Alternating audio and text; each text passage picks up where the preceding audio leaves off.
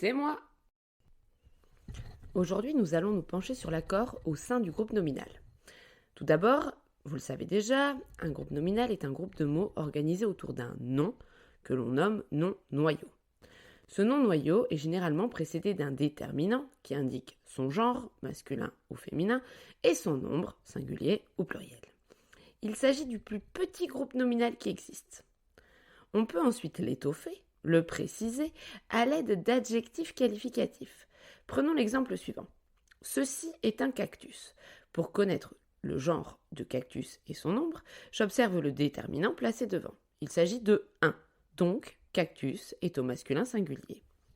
Mon groupe nominal, un cactus. Maintenant, je peux étoffer ce groupe nominal en ajoutant des précisions à l'aide d'adjectifs qualificatifs. Je peux dire un petit cactus vert. Mon groupe nominal comprend désormais 4 mots. Vous noterez que j'ai accordé les adjectifs qualificatifs avec le nom cactus.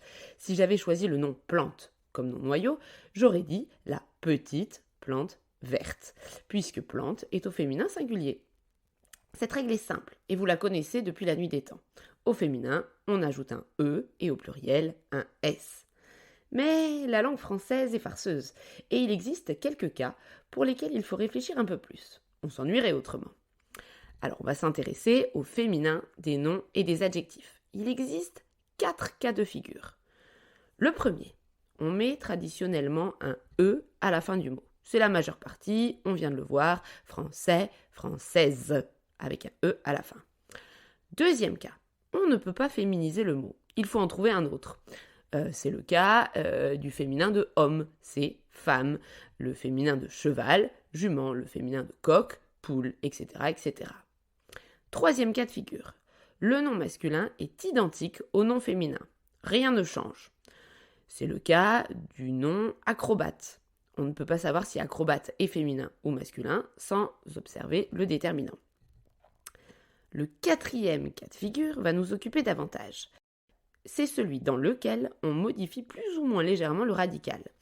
Ici, il va falloir brancher sa mémoire et faire appel à tous les moyens mémotechniques qui nous conviennent.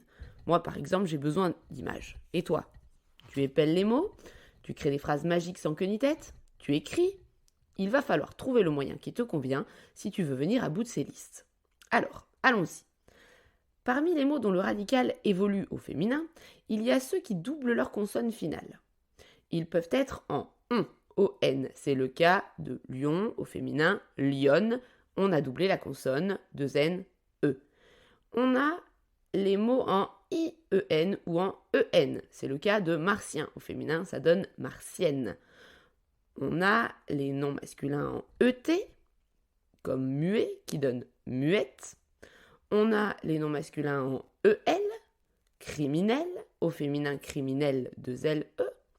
On a les noms masculins en eil, comme vermeil, il suffit de mettre 2 le à la fin pour que ce soit féminin.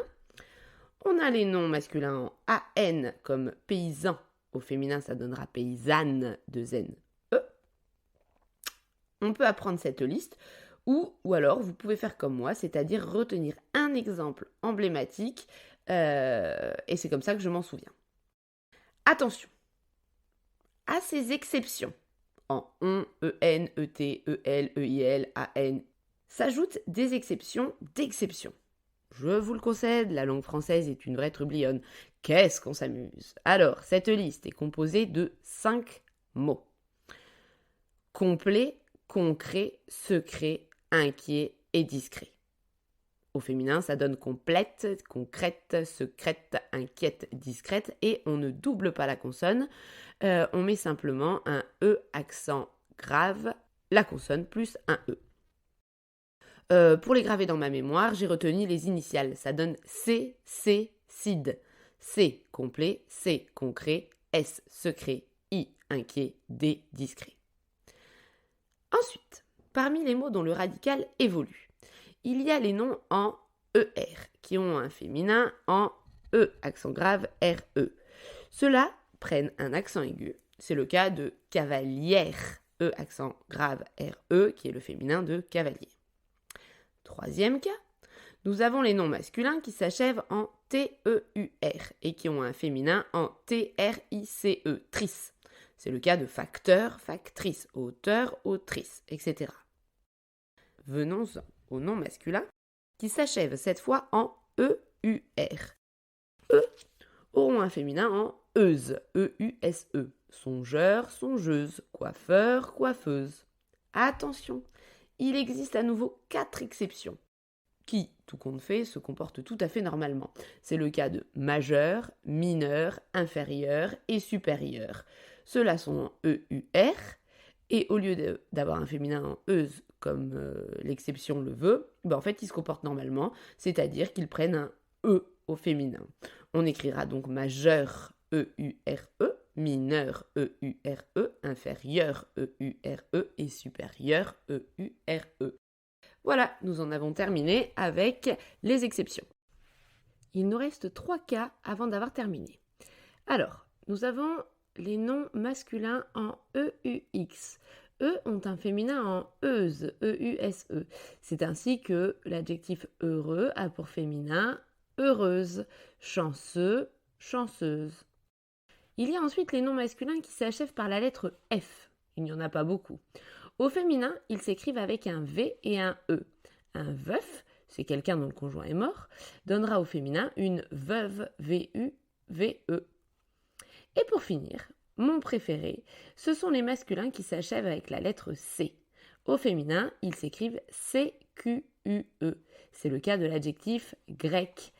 On peut dire un plat grec G-R-E-C, alors qu'on dira une omelette grecque G-R-E-C-Q-U-E. Nous avons terminé. J'ai bien travaillé. Désormais, c'est à vous d'apprendre et de vérifier votre compréhension. Bon courage! C'est moi!